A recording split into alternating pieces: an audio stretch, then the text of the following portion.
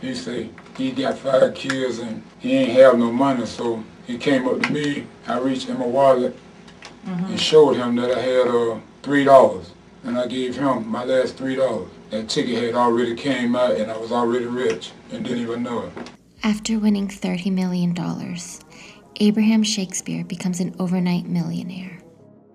He tosses thousands, even millions of dollars to help his family, friends, and strangers. Within just a few years, he's down to his last million. What he does with it will shock you. November 2006.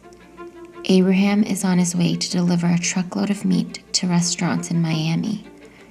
His co-worker, Michael Ford, pulls into the town's Star convenience store in Frostproof. As he hops out of the car, Abraham asks him to buy 2 lottery tickets. Being a 7th grade dropout, Abraham dreams about not having to struggle anymore.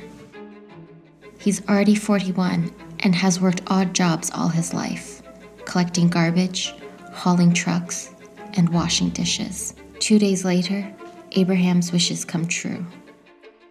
One of his 2 tickets has the winning numbers: 6, 12, 13, 34, 42, and 52. The $30 million jackpot is his to take home. He takes one lump sum of $17 million instead of yearly payments on the winnings. After taxes, the amount comes up to around $12 million.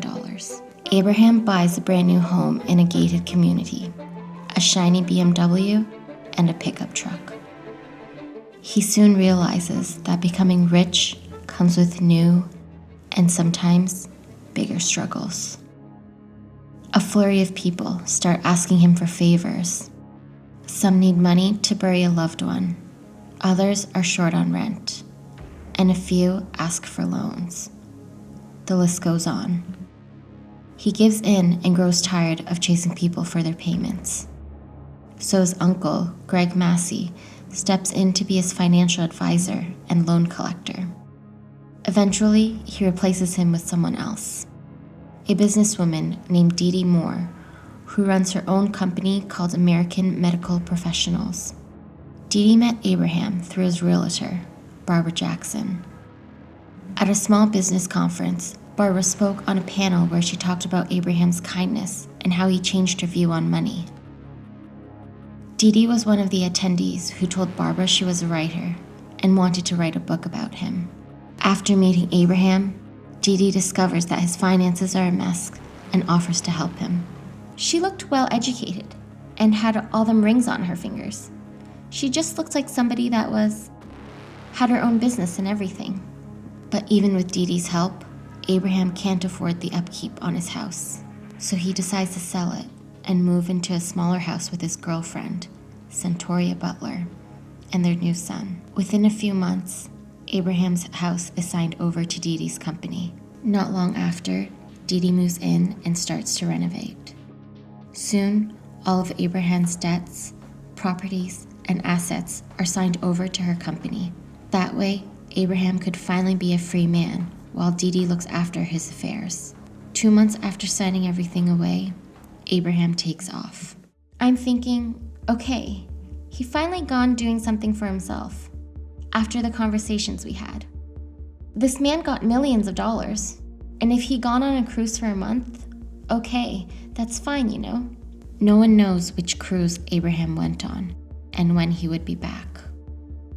All they know is that he needed time alone, so much that he wouldn't pick up his family or friends' calls. Instead, he would text them, even though he was illiterate. All of a sudden, text messages started coming. It was weird. It was very weird. I was like, I've never seen Abraham send nothing but his name. For goodness sake, you send him a text, I have to read it to him. As more people question Abraham's behavior, rumors start to spread. He's getting treated for AIDS. He doesn't want to pay child support. He's addicted to drugs. He's on the run after an underage. Dee Dee tells everyone one of these rumors are true. He's hiding because he's tired of being asked for money and doesn't want to pay child support to Centauria. 4 months after Abraham leaves, his mother, Elizabeth Walker, finally hears from him. Her nephew, Cedric Edom, dropped off an envelope from Abraham. Inside was a birthday card, a Christian pendant, and $100 cash.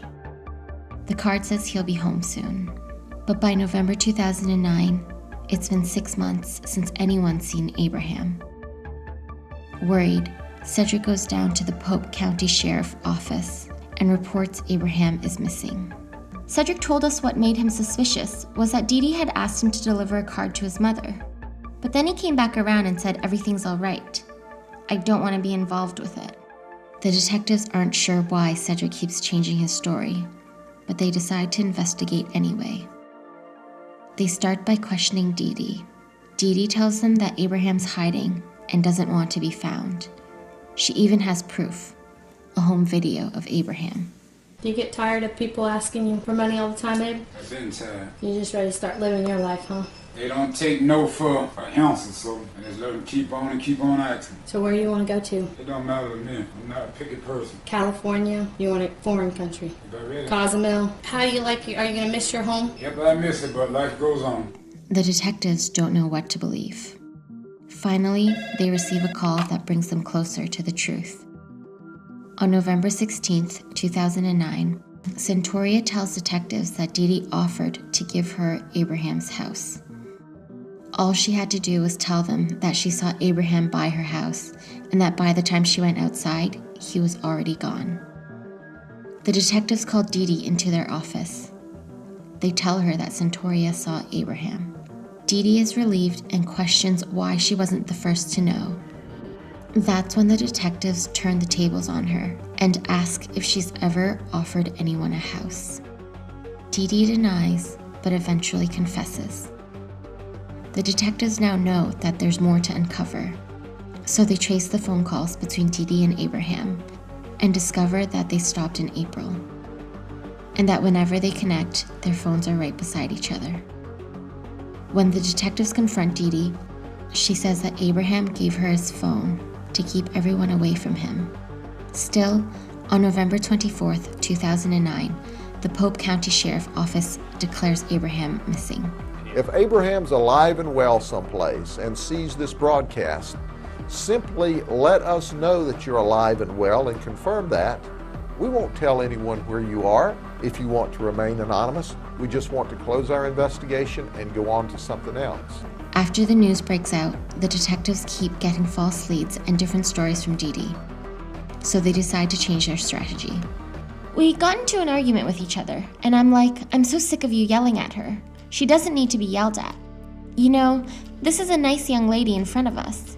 You know, she made mistakes, and you know, maybe this is all true. Maybe Abraham is missing, and he looks at me like I'm an idiot, you know? And he's like, what?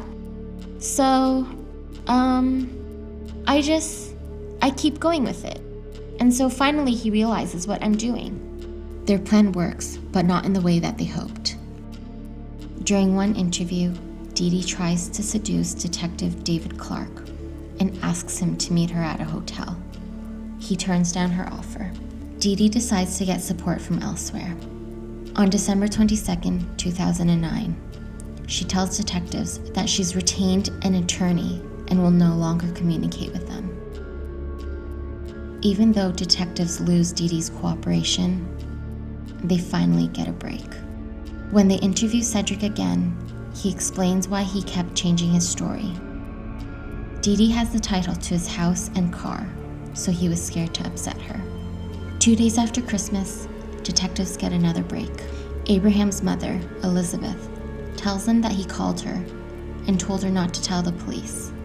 If she did, she would never see him again. The detectives trace the phone back to Greg Smith, one of Abraham's old friends. They start moving in on him and find him in a mall parking lot with Dee Dee. At a red traffic light, they swarm Greg's car. Greg tells them that he'd be more than happy to talk to them. At their office, Greg admits that Dee Dee hired him to call Dave and that he didn't know he was a detective. He also says that he was hired to call Abraham's mother and thought it would calm her down. He didn't mean any harm. Since Dee Dee trusts Greg, the detectives tell Greg they need someone on the inside to get information from her and ask for his help. Not long after, Greg calls the detectives. Dee Dee asks Greg to buy her 2 prepaid cell phones, one of them under the name Ronald. She got to telling me about this mysterious man that say he did something to Abraham. And she said it was this guy named Ronald that gives, she say it and thing about what he said, that he would murder her family. Dee Dee told Greg to call her from Ronald's phone so that her records show he's been calling her. Afterwards, she asked Greg to rent a motel room for her. She needed a private area to forge a letter from Abraham to his mother, saying he was okay. After Greg puts the letter in her mailbox, the detectives get a hold of it. Dee Dee thinks she's finally off the hook. But on January 6th, 2010, she's named a person of interest in the case. Greg continues to stay close to Dee Dee. She tells Greg that she thinks Ronald Abraham and that he's trying to frame her. I said, well, listen, why don't we try to find somebody to just take the rap and get your name out of it? Desperate, Dee Dee agrees. Her only question was, who would be willing to? Greg tells her he knows the perfect person, his cousin who's about to serve 25 years in jail. That cousin ends up being an undercover officer, Mike Smith. When they meet, Mike asks Dee Dee where Abraham's body is. She tells Mike she doesn't know. He tells her that he can't risk saying Abraham was with a revolver when it was actually a knife. Plus, if he knew where Abraham's body was, he could cut a deal for a shorter sentence. It was the only way he would take the fall for $50,000. Dee Dee says she'll find Ronald and bribe him into telling her where Abraham's body is. When she finally tracks him down, she tells Greg and Mike that Abraham's body is buried on her property. She instructs them to dig it up and burn his remains in the countryside. But first, check to see if he has any cash on him. She also tells them that she has a .38 caliber Smith & Wesson and asks them to keep it somewhere safe. On January 25th, 2010, Dee Dee meets Greg and Mike at her Plant City property. She brings them to her yard and points to a spot. That's where you should dig, she says, maybe 6 feet down. After she leaves, Greg calls the detectives and informs them where to find Abraham's body. The detectives instruct him to call Dee Dee and to tell her that there's a major problem. The cops are at her house. I say, man, I went by that house. There's a million polices there. I said, man, what you tried to do, set me up? I said, man, you need to come out here and talk to me. Right now, man. They arrange to meet in a nearby strip mall. As they talk in Greg's car, the police cars screech into the parking lot. Dee Dee immediately breaks down, sobbing as she follows the detectives to their office. When they question Dee Dee, she accuses Greg of Abraham. When they tell her he was working with them, she accuses Mike. When the detectives tell her Mike's an undercover, she starts naming anyone else she can think of. Cedric, her lawyer, and even her teenage son. She said, my son RJ shot Abraham twice. Abraham was trying to choke me. RJ walked in the room, grabbed my gun, and shot him. As her story keeps changing, the detectives are giving a search warrant to dig up her property. On January 29th, 2010, Abraham's body was found about 6 feet down, exactly where Dee Dee said it might be. A medical examiner concluded that Abraham's was a... The detectives start to piece together what happened. Abraham was shot twice by a 9mm or .38 caliber. Afterwards, he was brought to Dee Dee's property and buried in the same clothes that he wore in her home video. On December 10th, 2012, Dee Dee was found guilty of first-degree and sentenced to life in prison without parole. She never admitted to Abraham. This is the story of how an overnight millionaire lost his life to greed. What did you find shocking? Let us know in the comments below.